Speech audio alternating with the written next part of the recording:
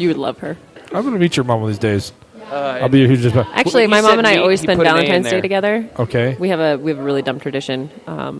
But I think we're going to do our Valentine's Day tradition, and then we might come here because it's a Friday. Oh, good. She's going to come watch comedy. Yeah, she supports me a lot. And she does. That's cool. Yeah. That's brilliant. I love it. We'll have your mom on the podcast. Oh, my God. I don't know if that's a good idea. I do. I'll talk to your mom. I don't, you are a good host. She is a very interesting person. You could just ask her about her life. Here's something different. We're going to get back to the subject here, Kevin, because this is all about interesting people. That's why I usually try and get comics on here, because comedians have funny stuff. There's a small... Thank you, sir. Merci beaucoup, monsieur. Here's my cup of oil. Go ahead and put it on the bottom. Rush, Colorado has the Sands Theater, and they're trying to save it because all theaters are switching over to a digital format. This thing's been here for like 100 years. Mm-hmm. He's going to be one of the next podcasts. He's owned it for like 50, 60 years. He's met Sinatra. I mean, he's got such crazy good stories, and that's what I'm excited for. Yeah. Because I love to listen to stories. I love stories. Stories are so much fun. You know what I mean? That's what makes a podcast good. Someone on there that has a great story behind them. You know what I mean? I know. I feel like you should actually almost interview her without me present. I will. And you know what she's going to say? My daughter can't listen to this. Right? Yeah, that would be great. You know what else we should interview? Hilarious. We should interview the person working at, what's that place called? Dr. John's? Dr. John's. It's over there. That's across the street this way. Wait, is it by Easy Pond? No, it's across the street from Easy Pond. Oh, okay. It's this pink. It's bright not pink. It's not actually a doctor's office. There was a porn shop in... it's not? No. But I've met Dr. John. Well... Wait, are you talking about Jonna, the gynecologist? Because she is a... You know, for someone who doesn't go into porn stores, you sure know a lot about the management team. I'm a comedian. I know my material. I'm just saying, Kevin, you became like... Kirsten has admittedly went into one, and you have been so far the main source of information on this damn subject. I've been into them before. I didn't say I haven't been in one. I just don't like them. I think they're gross. I think you got to get in there. You got to learn about all this stuff. Someone's got to give you a tour. Yeah. That was the most amazing part, was that Jill and Sarah were looking at like these different levels of whatever, and the lady was explaining it to them, and they were just asking questions because they've tried, they're on whatever level of whatever now. Let me get this straight. You can do quadratic functions in your head, but you found dildos with elbows amazing. Well, I don't know. I'd want an elbow, but I found the muscle that you need in order to do it was kind of interesting. Kevin, let me ask you something. This is going to be a serious question. Show you later. Are you dating someone right now? No, I'm so single it's ridiculous. You're so single it's ridiculous. I don't even masturbate. Are you really single? Yep. Oh, I didn't realize that. Oh, that gal last week's just a friend of mine. She's got a boyfriend or something. Kevin, I have a theory about men who they say they don't, rub one off. Well, I have. I think they're the worst ones about it. I think they're the worst ones about it. What do you think? I'm totally going to start hitting on Kevin now. Oh, gosh. Me? No, I'm just saying. I am. Now that I know he's single. Oh, why would you want that? The shotgun hasn't been pumped in a while. It's going to blow. You know what I mean? No, that's not true, actually. What happens, I found, is I had a one-nighter after I hadn't beat off for about 2 months. Mm-hmm. All right? And in that one-nighter, because of where my mind was at, I could hold on. Like I could keep it and not just explode. Here's what happens when you're younger. I was getting into this earlier. When you're a younger guy, all it takes to have a sexy avalanche is the prospect of happy times. That's all it takes is the idea. Yeah, when you're probably between the ages of about. Wait, there's a lot of metaphors going on here. Yeah. Well, I know. I'm trying not to be dirty. Sexy avalanche is completion. Yes. Right. And all you need in order to do that is just your own mind. Well, when you're like 12, like the Matrix. When you're like 12 to Are you talking about 19. tantric sex? Is that were you going down the tantric sex I aisle wasn't here? going there, but maybe that's what I'm doing. I don't know. But when I was a lot younger, when I was younger, it was nothing. I didn't even have to think about it. I just, But as I got older and I experienced what was going on, all of a sudden I would take the wrapping off of the Christmas present, and so the unmitigable excitement which bubbles up and explodes. So now you're out the tape of you. guy, not the rip it open guy. Huh? With a present. The tape. What do you do with the tape? The tape guys. The guy that. What? What are we talking about? I got it now.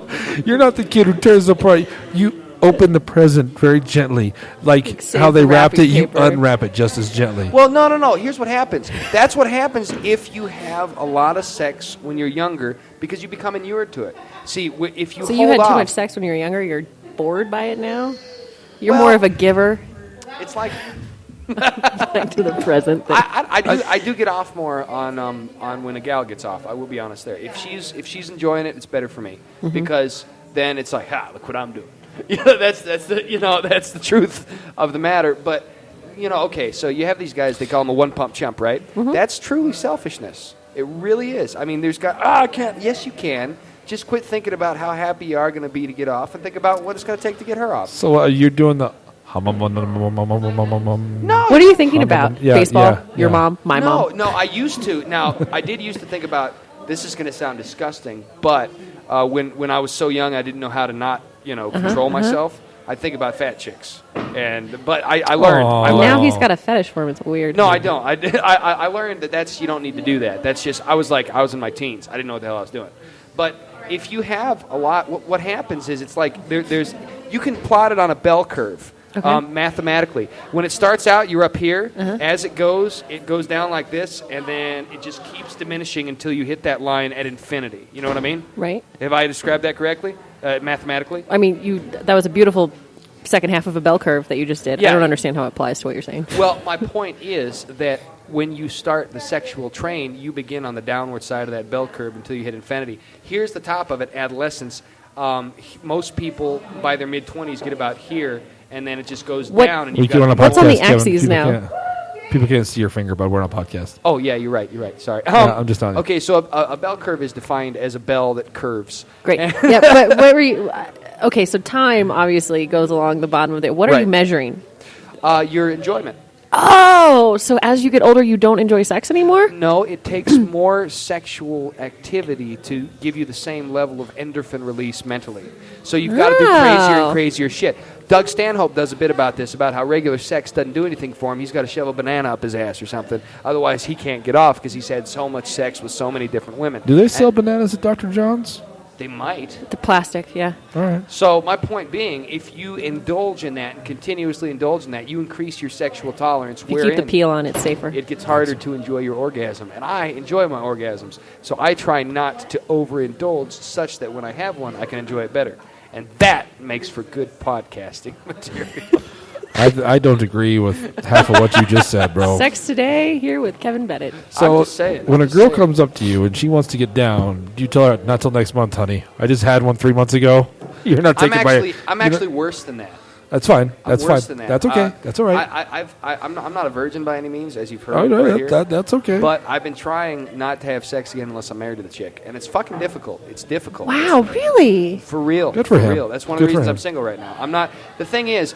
That's awesome. Well, okay, so that gal the other week, all right? She's cute. She was pretty. She's 4 or 5 years older than I am, and we could get in a relationship for a while, but that age gap is going to screw with us. And what'll end up happening is I'll try and be a man, and she'll know she knows better because she's got more life experience. We're going to butt heads. We're going to fight. We're going to spiral apart, and I'm going to be heartbroken for 3 or 4 years. And she's just going to move on to some other guy because that's what women can do. They've got this wonderful power in today's society. Okay, I'm going to stop you right there. I'm going to stop you right there. I'm no longer attracted to you. Here's how Moose solves that. Let me ask you this, though. So, I mean, you put a lot of thought in this, Kevin. What if you get hit by a bus tomorrow? Well, then I go to heaven, and I've already been laid, so it doesn't matter. Well, okay, you go to heaven, but what isn't part of the fun and the risk? You know what I mean? Nothing ventured, nothing gained. Isn't that something? I mean, it is, but I'm not saying go out there and hump everything alive.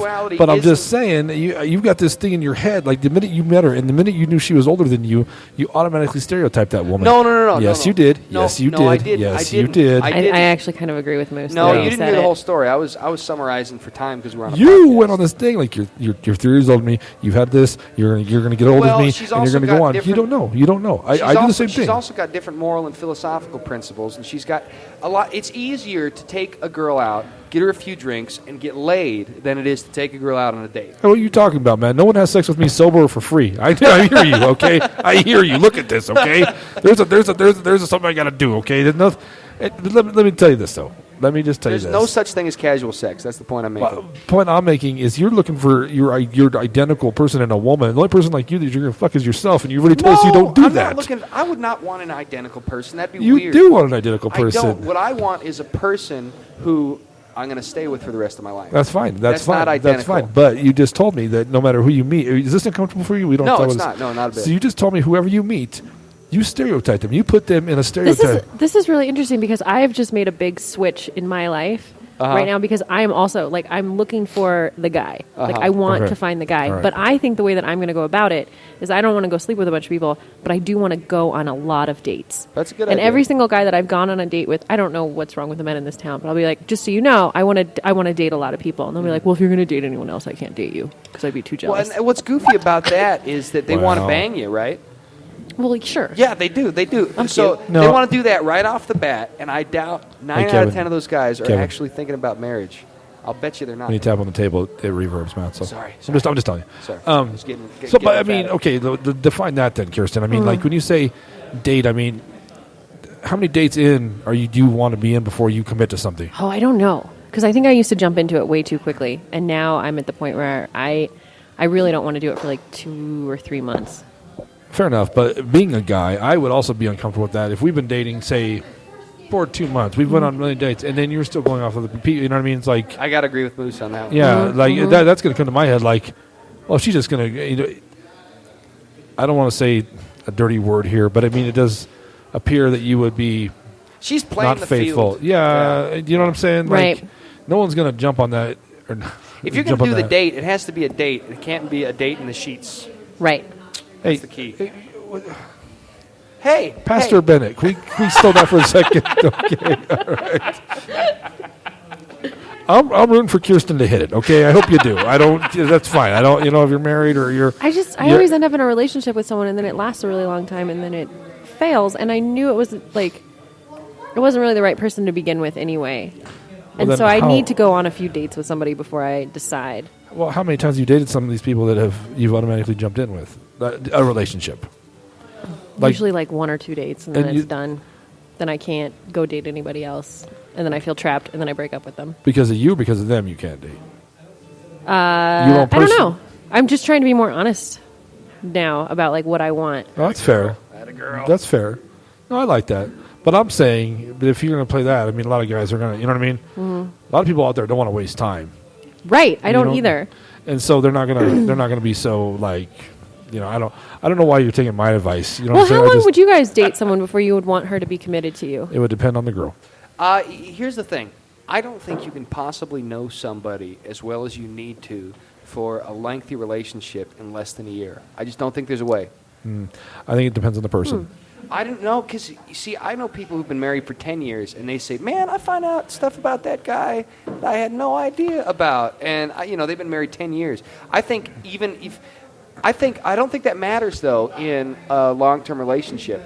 See, in Israel back in the day, what they do is the betrothed, a guy would be betrothed to a chick, and then he'd go away for a year. So he'd meet her and disappear for a year, wherein he'd make his fortune and build a house. Mm-hmm. Then he'd come back, marry her, and better. Mm-hmm. So they knew they were going to get married for a year, wherein they knew they were going to get married for a year, wherein they had a space of separation, and then they barely get a chance to know each other, and they come together. And the culture was such that divorce was so terrible, even if they hated each other for the first 3 or 4 years, they had to stick it out. And what ended up happening is that culture maintained a monogamous bent for thousands of years and still does. And so I think even though that seems a little goofy by today's standard, I think the fact is, with a relationship, there's a truth. You don't really need to get to know them so much. But I don't think you can really know anybody as well as you need to in more than a year or so. I don't think that works. I think that whole culture spawned something called a divorce lawyer, which is the biggest piece of shit heathen on our planet, okay? Amen. It spawned evil. It spawned evil. The divorce lawyer, I'll say amen. I don't think that's spawned. But my point, I'm sorry, Kirsten, I interrupt you. Go ahead. Just going off of that, though, how long do you date someone until you want to be monogamous with that person? Not how long are you dating them until you know them. I only date a person with the goal of monogamy. And if I realize that's not something that's going to happen, I call it off. For example, 2 weeks ago, I was in a bar reading a book. I was going to finish my chapter and go home. And then a friend of mine named Harper shows up, and he's doing this double burger deal on Tuesdays. And then his friends show up, and this cute little gal shows up. And so we start talking or whatnot, and I bought her a beer because she was kind of cute, you know. And as I'm going to leave, she gives me a nice full-on-the-mouth smooch. And, oh, that was cool. So, and then I'm walking in my car, and her friend follow me out, and we have a little more, tongue interaction, kiss thing going on. And I'm like, all right, I found a gal. Hot diggity. Maybe I can pursue this. She seems nice enough. She's in the military. And interesting. It turned out that she was about to ship off to the Air Force, and she told me over the text. that she was not interested in. She said she had an expiration date, and so I cut it off. I haven't seen her since because she's going